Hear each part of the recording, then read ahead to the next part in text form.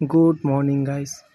आज मैं रेनेगाड इमोर्टल का चैप्टर नंबर 498 एक्सप्लेन करने जा रहा हूँ। और इस चैप्टर की शुरुआत वहाँ से होती है जहाँ पर अलसीर ने पर्पल डिवीज़न के शिष्यों को चयन करने के लिए बोला था। और उसके बाद बेई ने सिर हिलाकर आदरपूर्वक घासी से हार मानता है। मतलब बेई हार मान गया। उसके बाद चौथी बहन जाओ सिंगमेंग ने गंभीर भाव से वांगलिंग की ओर देखा और धीरे से बोली, सातवें भाई, यदि मैं भी हार मान लूँ तो तुम्हारे लिए यह किताब पाना बहुत आसान हो जाएगा। हमारे बीच की लड़ाई आज ही होगी। वांगलिंग के मन में युनडाओ जी की भयभीत आंखों की छवि उभरी और उसके चेहरे पर झिझक का भाव दिखाई दिया। शिष्य हार मानता है, मतलब वांगलिन ने भी हार मान लिया। वांगलिन ने गहरी सांस ली और अलसीर की ओर देखा। अलसीर चौंक गया। यह पहली बार था जब वांगलिन ने उसके चेहरे पर ऐसा भाव देखा। अलसीर ने बाहें से खोड़ी और गंभीर स्वर में पूछा, तुमने हार क्यों मानी? जाओ सिंगमेंग के शांत चेहरे का भाव भी बदल गया और उसकी जगह एक अजीब सा भाव आ गया। वह वांगलिन को घूरते हुए चुपचाप सोचने लगी। वांगलिन के मन से अभी तक युनडाओ जी का भयभीत चेहरा नहीं गया था। अलसीर की बात सुनकर उसने थोड़ी देर विचार किया और उत्तर दिया, शिष्य की साधना का स्तर चौथी वाहन से मुकाबला करने के लिए योग्य नहीं है। मतलब मेरा स्तर चौथी वाहन से मुकाबला करने जितना नहीं है। अलसीर ने बीच में ही रोकते हुए गंभीर स्वर में कहा, गुरु चाहता है कि तुम कम से कम एक बार इसके लिए प्रयास करो। मेरे शिष्य कायर नहीं होते और तुम दूसरों के बहकावे में आकर अपने हृदय को अनावश्यक बातों से मत भरना। तुम्हें केवल यह याद रखना चाहिए कि हर चीज़ में अपनी इच्छाओं का पालन करो। मैं तुम्हें आधी अगरबत्ती के समय जितना अवसर देता हूँ, सोच समझ कर निर्णय लेना। यदि तुम अब भी हार मानना चाहो तो मैं तुम्हें रोकूंगा नहीं। इतना कहकर अलसीर ने युनडाओ जी की ओर देखा और उनका चेहरा गहरा हो गया। जब युनडाओ जी ने अपने गुरु की दृष्टि देखी तो उसका दिल कांप उठा और उसने तुरंत सिर झुका लिया। अलसीर की बातें अन्य 6 डिवीज़न के शिष्यों तक भी पहुंची। उनके दृष्टिकोण से यह बहुत दुर्लभ था कि गुरु किसी का मन बदलने की कोशिश करे। पर्पल डिवीज़न में सुन्युन के अलावा यह दूसरा मौका था जब ऐसा हुआ। धीरे धीरे आधी अगरबत्ती का समय बीत गया। वांगलिन की आंखों में चमक आई।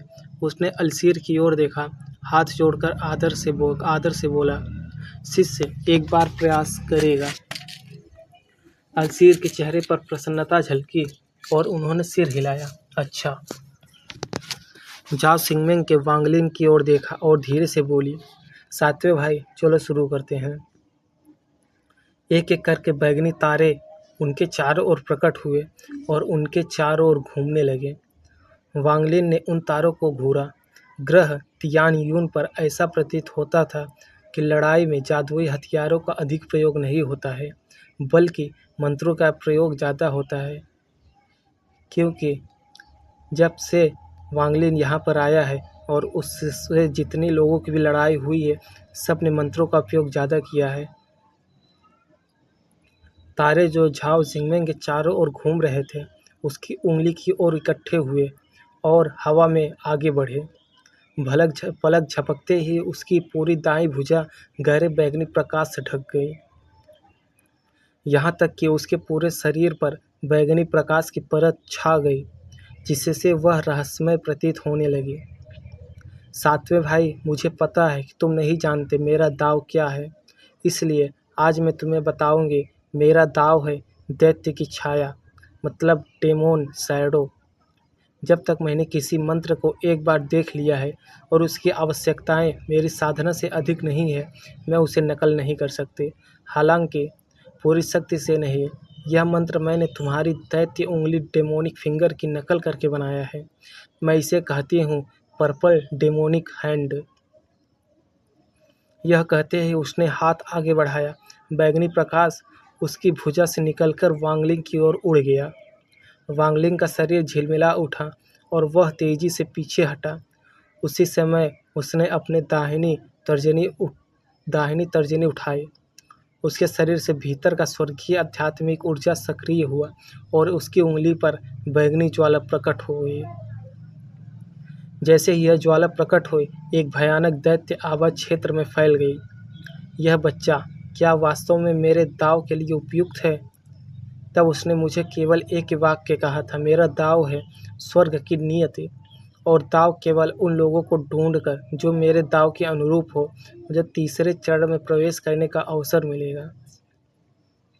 अलसीर का चेहरा सामान्य दिख रहा था, लेकिन उसकी दृष्टि पूरी तरह से वांग लिन की तर्जनी पर केंद्रित थी। यदि यह बच्चा वास्तव में मेरे दाव के योग्य है, तो मैं अलसीर किसी भी कीमत पर एक बार जोखिम उठाने को तैयार हूँ। 30,000 साल से अधिक बीत चुके हैं तब मैंने उससे भेंट की थी, और तब से मैंने उसके अधिकांश शिष्यों को खो दिया। मैं जो कर रहा हूँ, क्या वह सही है या गलत? अलसीर ने उदासी भरी दृष्टि से वांगलिंग को देखा। वांगलिंग की आंखें गंभीर हो गई और उसने कहा, दैत्य उंगली, डेमोनिक फिंगर। उसकी उंगली से बैंगनी ज्वाला बाहर निकली और जाओ सिंगमेंग के बैंगनी दैत्य हाथ से टकराई। जब बैंगनी तारे पूरी तरह से प्रकाश में मिल गए तो चरमराने और फटने जैसी आवाज़ें आने लगी।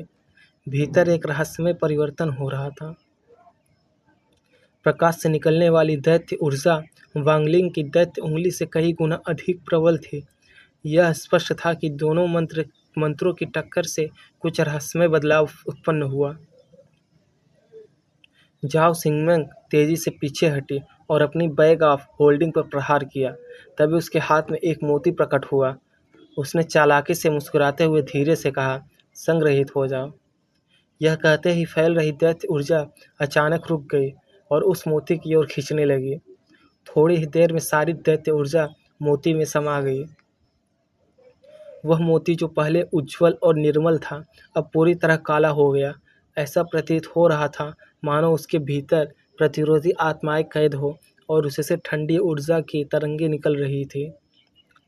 जाओ जिंगमेंग ने मोती को हाथ में लेकर मुस्कुराते हुए कहा, सातवें भाई, मैं सच्चे शिष्य के किताब के लिए तुमसे नहीं लड़ूंगी, लेकिन यह दैत्य ऊर्जा मेरी होगी। वांग लिन ने मोती को देख कर गंभीर स्वर में कहा, तुमने बैगनी दैत्य हाथ इसलिए बनाया ताकि मैं दैत्य उंगली का प्रयोग करूं और तुम उससे दैत्य ऊर्जा को खींच सको। सीनियर बहन, अगर तुम सीधे मुझसे मांग लेती तो मुझे परवाह नहीं होती, लेकिन अब तुम्हारे लिए इस ऊर्जा को पाना असंभव है। जैसे ही वांगलिन ने कहा, जाओ सिंगमेंग के हाथ में मौजूद मोती की दैत्य ऊर्जा अचानक ऐसे गायब हो गई जैसे वह कभी भी नहीं थी। थोड़ी ही देर में काला मोती फिर से निर्मल सफ़ेद हो गया। यह दैत्य ऊर्जा वास्तविक साधना से प्राप्त नहीं थी, बल्कि वांगलिन की स्वर्गीय आध्यात्मिक ऊर्जा से उत्पन्न एक भ्रम थी। इस कारण उस पर उसका नियंत्रण पूरा था और एक विचार मात्र से वह उसे नष्ट कर सकता था। इस प्रकार संशोधित स्वर्गीय आध्यात्मिक ऊर्जा दूसरों को नहीं दी जा सकती। यदि कोई इसका अध्ययन करता तो निश्चित ही वह दैत्य उंगली की साधना विधि पा सकता। और वांगलिन ने सितु नान से वादा किया था कि वह इसे किसी को नहीं सिखाएगा। मतलब वांगलिन ने सितुनान से वादा किया कि यह मंत्र किसी और दूसरे को नहीं देगा। जाओ सिंगमेंग का चेहरा कठोर हो गया और उसकी भौहें सिकुड़ गई। उसने हाथ में मोती को जोर से दबाया। मोती टूट गया और फिर सर उठाकर वांगलिन की ओर देखा और धीरे से बोली, सातवें भाई, मुझे केवल थोड़ी सी दैत्य ऊर्जा चाहिए। यदि तुम मुझे दोगे तो मैं हार मान लूँगी, अन्यथा। वांगलिन ने जाओ सिंगमेंग की ओर देखा और उनका पहले कुछ लेना देना रहा था, लेकिन वे अपनी अपनी राह पर चल रहे थे। वांगलिन ने शांत स्वर में कहा, चौथी बहन, मैं इससे तुम्हारी सहायता करने में असमर्थ हूँ। मतलब मैं तुम्हें नहीं दे सकता, मैं यह नहीं कर सकता। जाओ सिंगमेंग ने वांगलिन की ओर देखा और थोड़ी देर बाद उसने अपना हाथ उठाया और धीरे से कहा, नौ चक्र स्वर्गीय परिष्करण तकनीक, 9 साइकिल कैलेस्ट्रियल रिफाइनिंग टेक्निक, यह एक और मंत्र है। इतना कहते ही उसके शरीर से एक शक्तिशाली स्वर्णिम प्रकाश प्रकट हुआ। इसी समय उसका चेहरा भी स्वर्णिम आभा से ढक गया, जिससे वह रहस्यमय प्रतीत होने लगी। उसका दाएं हाथ मानो स्वर्ग स्तंभ बन गया, जिससे स्वर्णिम प्रकाश की तरंगें निकल रही थी। धातु की स्वर्गीय आध्यात्मिक ऊर्जा उसकी भुजा के चारों ओर प्रकट होने लगी और एक स्वर्णिम भंवर का रूप ले लिया, जो धीरे धीरे उसकी भुजा के भीतर घूम रहा था। 1 चक्र, 2 चक्र, 3 चक्र, 4 चक्र, 5 चक्र, ऐसे करते हुए ऊर्जा कुल 5 बार घूमी और फिर उल्टी दिशा में घूमने लगी। वांगलिंग की आंखों में चमक आई और उसने अपना बायां हाथ उठाया। वहां बंधी हुई 3 चक्र वाली धातु स्वर्गीय आध्यात्मिक ऊर्जा अचानक मुक्त हुई और उसकी हथेली में एकत्र होने लगी। वैसे ही एक भंवर उसकी हथेली में बना और धीरे धीरे घूमने लगा। 1 चक्र, 2 चक्र, 3 चक्र। झाओ सिंगमेंग की आंखों में आश्चर्य झलक पड़ा। उसने कुछ दिन पहले ही 9 cycle celestial refining technique Wangling को दी थी और इतने कम समय में उसने 3 चक्र पूरे कर लिए। यह उसकी अपेक्षा से कहीं अधिक था, लेकिन उसने अपने चेहरे से आश्चर्य छुपा लिया और स्वर में कहा, सातवें भाई, 3 चक्र मेरे अविरुद्ध व्यर्थ हैं। वांगलिंग का भाव नहीं बदला। उसके शरीर में स्वर्गीय आध्यात्मिक ऊर्जा प्रवाहित हुई और एक धारा बाएं हाथ की ओर गई। धातु की स्वर्गीय ऊर्जा कांपी और एक और चक्र घूम गई। अब यह चक्र 4 चक्र हो गया। फिर एक और धारा उसके बाएं हाथ में गई और धातु ऊर्जा ने 5वां चक्र पूरा किया। मतलब वह वांगलिंग ने 5 चक्र बनाए। वांगलिंग के चेहरे पर शांति थी, लेकिन भीतर उसका शरीर भारी पीड़ा से गुजर रहा था। उसकी भुजा की धातु ऊर्जा नियंत्रण से बाहर होने लगी, लेकिन उसकी मानसिक शक्ति का स्तर जाओ सिंगमेंग की कल्पना से भी परे था। आखिरकार उसने ग्रह सुजाकू पर जो कुछ सहा था, वह किसी बड़े संप्रदाय की शिष्या जाओ सिंगमेंग कभी सोच भी नहीं सकती। इस समय जाओ सिंगमेंग की नज़रों में वांगलिन का चेहरा शांत और स्वाभाविक दिख रहा था, मानो सब कुछ सामान्य हो। वांगलिन हल्की मुस्कान के साथ बोला, क्या तुम चाहती हो मैं तुम्हें अपनी 6 चक्र धातु स्वर्गीय ऊर्जा दिखाऊं? जाओ सिंगमेंग का चेहरा गहरा हो गया। उसने धीरे से कहा, भले तुम्हारे पास 6 चक्र की शक्ति हो, तुम फिर भी मेरे प्रतिद्वंदी नहीं हो। वांगलिंग हंस पड़ा। उसने अपनी बैग ऑफ होल्डिंग पर हाथ मारा। तुरंत जियंट डेमन क्लैन की कुल्हाड़ी प्रकट हुई और प्रकाश की किरण बनकर बाहर निकली और हवा में तैरने लगी।